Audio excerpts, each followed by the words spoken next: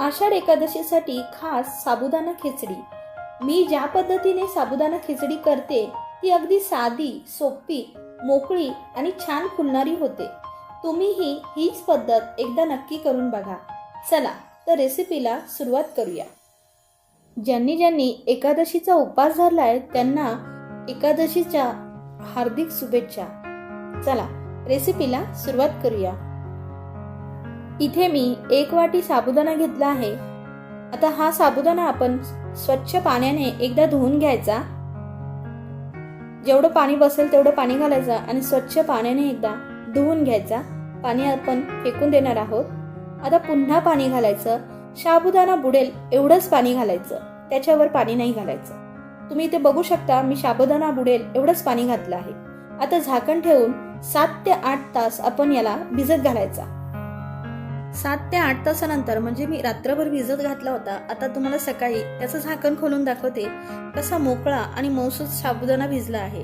हातात घेऊन दाखवते म्हणजे तुम्हाला कळेल की पाण्याचा मॉइश्चर आहे का।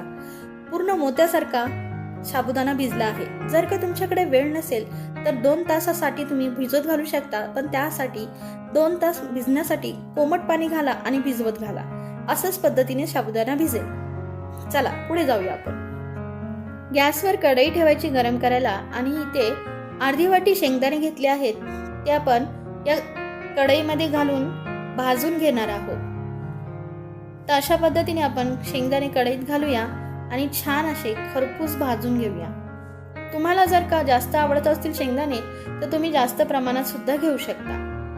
शेंगदाणे छान असे आपण खरपूस भाजून घ्यायचे। सर्व बाजूने छान असे भाजून घ्यायचे। गवळे गवळे भाजून घ्यायचे, जास्त डाग पण नाही पाडायचे, कारण की नंतर सुद्धा आपण हे भाजणार आहोत। तर आता जास्त डाग नाही पाडायचे, हलके भाजून घ्यायचे, व्यवस्थित भाजून घ्यायचे। आणि आता हे बऱ्यापैकी भाजलेले आहेत तर आता मी हे प्लेटमध्ये काढून घेते आणि थंड करायला ठेवते। तर अशा पद्धतीने मी प्लेटमध्ये शेंगदाणे काढून घेतलेले आहेत आणि आता हे थंड करून आपण मिक्सरमधनं बारीक वाटून घेणार आहोत। आता आपला मिक्सरमधनं शेंगदाणे बारीक वाटून घेतले आहेत। तुम्हाला हवे तर तुम्ही जाडसर सुद्धा ठेवू शकता, पण मला जरा बारीकच आवडतात। तर सर्व शेंगदाणे आपण बारीक वाटून घेतले आहेत।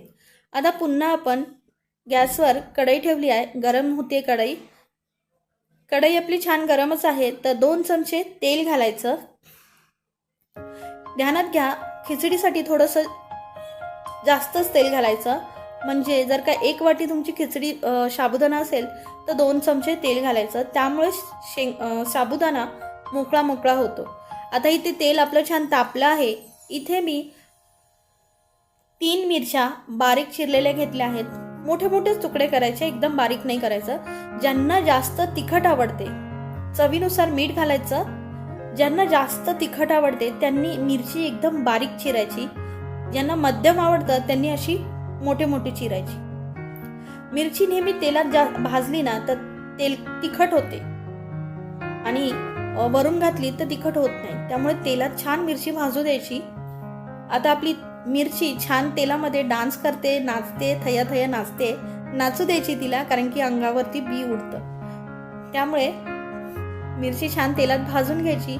छान पोपटी रंगावर भाजली की आता जो आपण वाटलेला शेंगदाण्याचा कूट आहे तो घालायचा। इथे मी 3 चमचे शेंगदाण्याचा कूट घालते, 3-3.5 चमचे घालते। तुमच्या आवडीनुसार तुम्ही घालू शकता, जास्त शेंगदाण्याचा कूट घालू शकता, अदरवाईज कमी, पण इथे मी प्रमाणातच घालते। आता हा छान तेलामध्ये शेंगदाण्याचा कूट परतून घ्यायचा। आता तुम्ही म्हणाल की शेंगदाणे तर ऑलरेडी तू परतून घेतलेत, मग तेलात परतायची काय गरज।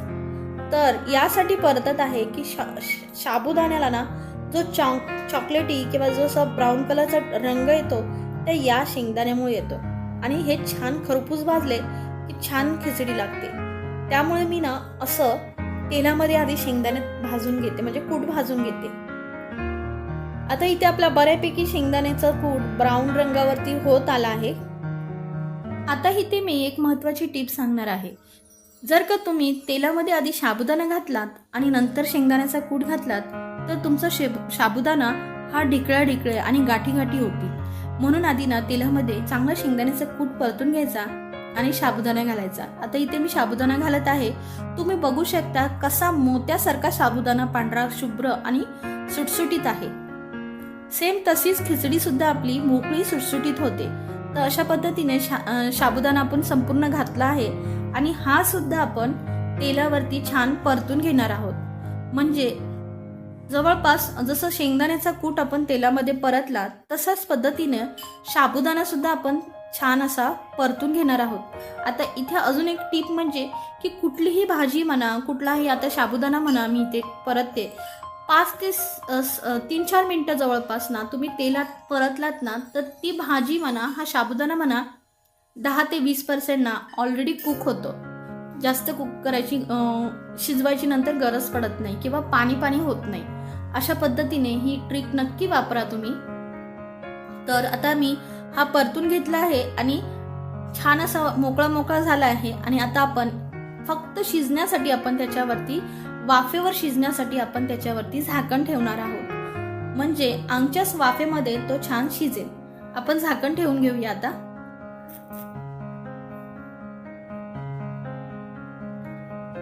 झाकण ठेवल्यानंतर 3 ते 4 मिनिटांनंतर आता आपण झाकण काढून घ्यायचं आणि चेक करायचं.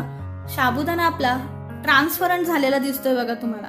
बऱ्यापैकी साबुदाणा ट्रान्सपरंट झालेला आहे. तर अशा पद्धतीने हलवून घ्यायचा.